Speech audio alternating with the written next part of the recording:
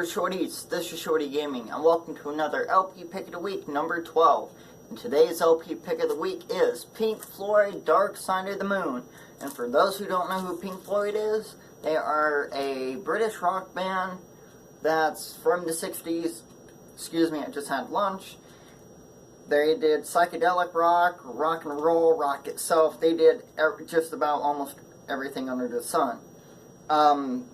Dark Side of the Moon is Pink Floyd's 8th studio album released March 1st, 1973, which makes this album this year 47 years old, and I'm looking forward to 2023 where it turns 50. I will be going to every record store looking for its 50th anniversary release because I will buy it. This one I bought in Utah a couple years ago. It's a remastered. It's just like this one. Has the sleeves and I don't have the stickers and sleeves and posters, and I'll get to that in a minute. I'll show you what the album looks like inside and all of that. But, real quick little fact about this album, when they were making it, they were actually doing some practice recordings in 1972 in Abbey Road Studios in London, which I didn't know. When I read that fact on the Rolling Stones page or something like that, it was like, wow, didn't know that. So yeah, they recorded it in Abbey Road Studios, and it was released, like I said, March 1st, 1973 on Harvest Records, which is the US label. That's what I'm holding here. I'll show you it here now. We'll take a look at it. Now this is an original, so it is a little war. There's a little war. I'm going to show you the front when you open it. They always did pictures like this. They always did artistic pictures. See, here's our Harvest label. It is an authentic Harvest. It is first pressing. When you flip it over, there's the front of it. If you're looking at it when you open it, it gives you the list of all the songs on it. And now in between each song was an instrumental thing. It was like a wave. The album's a story. It's a wave. It's really good. So I'll show you the original record itself. I don't have, like I said, any of the stickers or anything. I don't think this might be the original sleeve. I'm not sure. But the original record will look like this. It's like a little pyramid. And you got your Harvest label. What you want to look for is that capital label.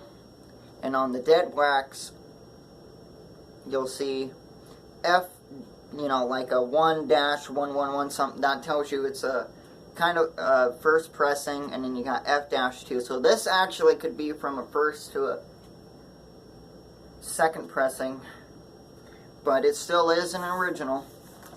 That's what it looks like on the label. What I'll do real quick for you, I'll pull that down and show you what the posters and stickers would look like if they were in this. The album itself, I'm going to say, is one of their greatest albums they ever did. All of the songs touched on a worldwide of things of death, conflict, money itself, and even mental illness, which was basically a shout to Syd Barrett, because Syd Barrett was going through some mental stuff at that time frame. He did acid, so. But here's what the posters would look like. There's two posters.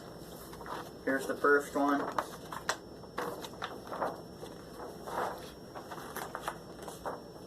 Now, I can't remember if the original one was meant like this, and then the Pink Floyd goes down this way. But here's what it is kind of supposed to look like. Spells out Pink Floyd and all that. Because my Capital one has it going the other way. I got one on a Capital pressing with the rainbow, and they have it going the other way. So I'm going to have to actually look up the original poster and see how they have it. And see, and it's even different. Ah, you fucker. I'm probably going to have to tape that now. Son of a bitch. This is why I don't take them out. But there's that poster. I'm trying to remember if the original one looks like that one too. Like I said, I'd have to look it up. Actually, while I'm here, excuse me real quick. I've been screwing up during the whole video all day, so you're going to have to accept this one. And by the way, like I said, this isn't an original, so taping it up isn't really going to do anything.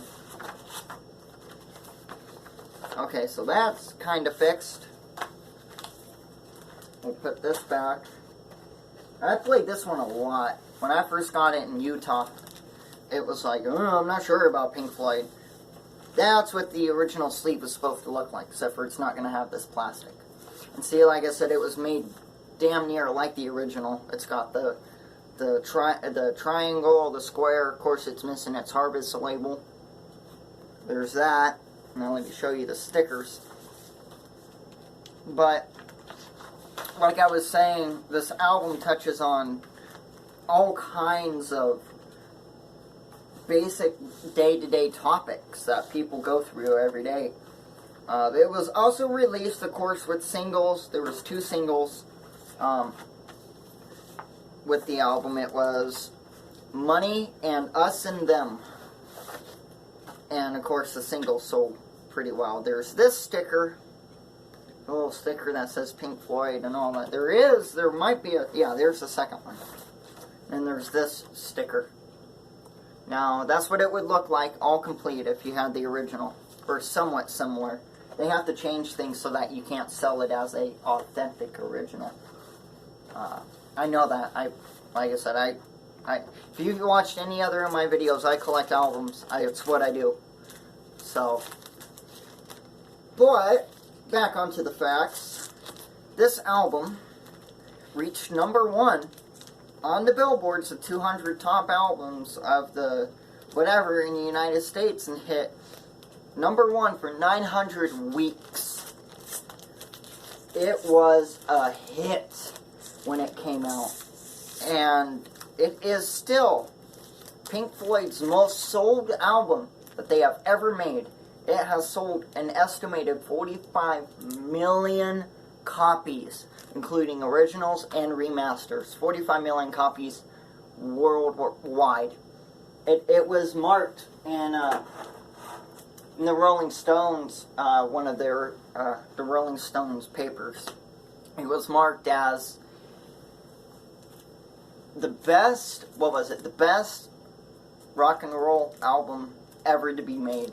One of the best, and I can agree why. I can totally agree why. I'm going to go through the songs, actually, with you real quick. And I'm going to explain kind of the meaning of some of them. So Speak to Me was an instrumental. Then we get into Breathe. Breathe in the air, don't be afraid to care. It talks about, running, rabbit run, dig another hole, forget the sun.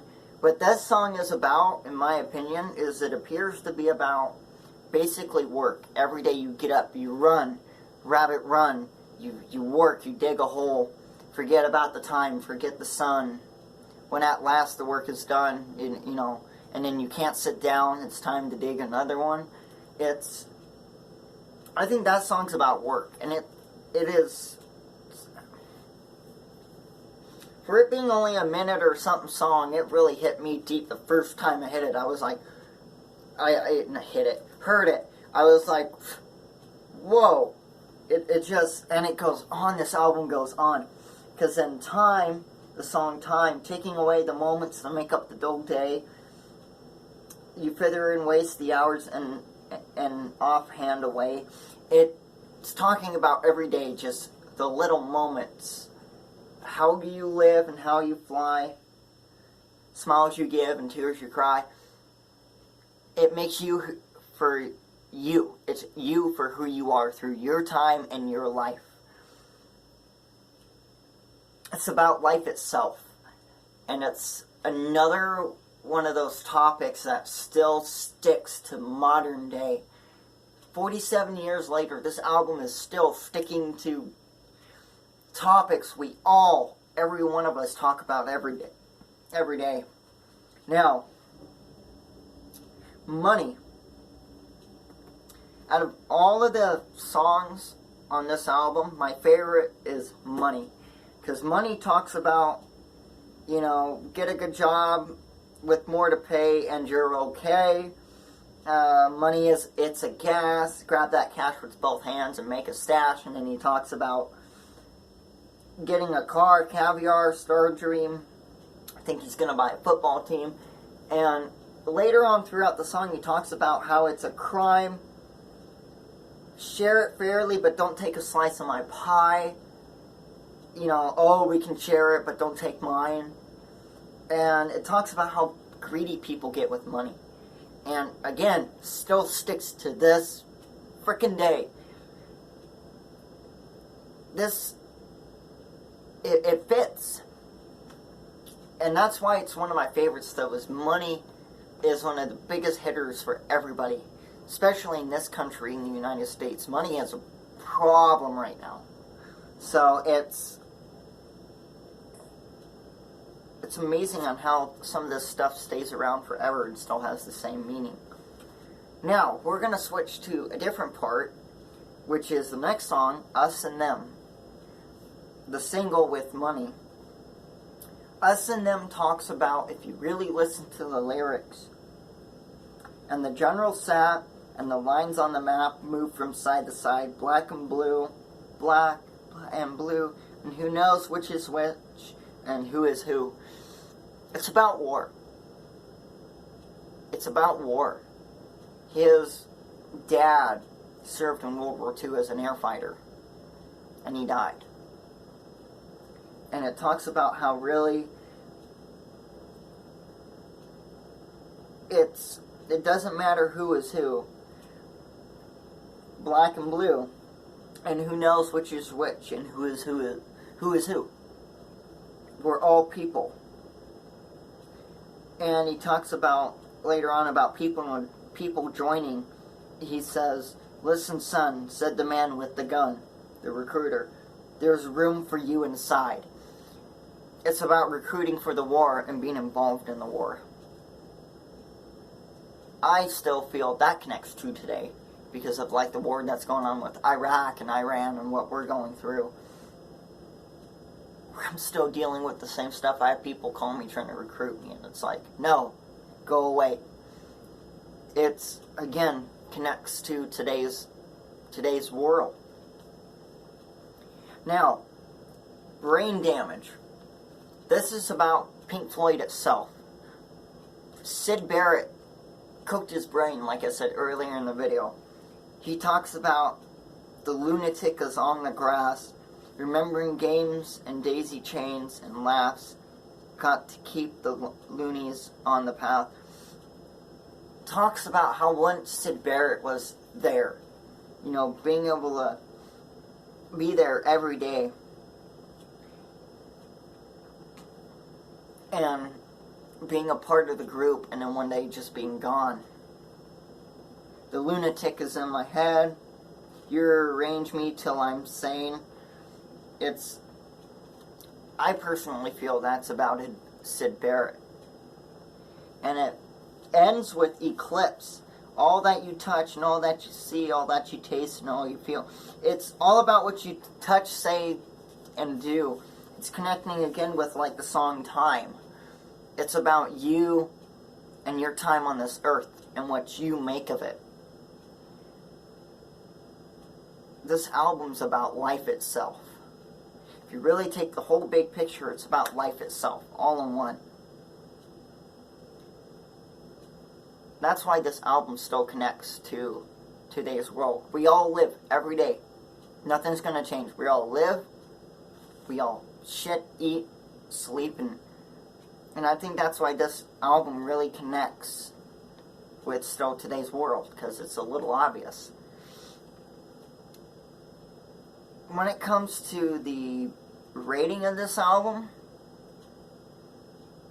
hands down, 10. This I rarely give albums 10. This album meets 10. And why I say that is every song hits me, or at least someone, as hard as it does the other person. Because it has such a deep meaning in every song. It goes so deep and vibrant into what it's about. Is why I rate this a 10. If you have not heard this album, go listen to it. I swear to God, it opens your mind. This is one of their best, and always will be, right next to The Wall. This made history, and it will be in history, rock and roll history, till rock and roll dies. But thank you all much for watching. Please subscribe, leave comments, and a like, and hopefully me changing up the script a little bit and the camera angle helped make this video a bit better. Hopefully we get to do more LP Pick of the Weeks. Stay tuned for the next one. Leave comments and a like, and any other facts you might know about Pink Floyd's Dark Side of the Moon. And I will see you all in the next video. Bye-bye.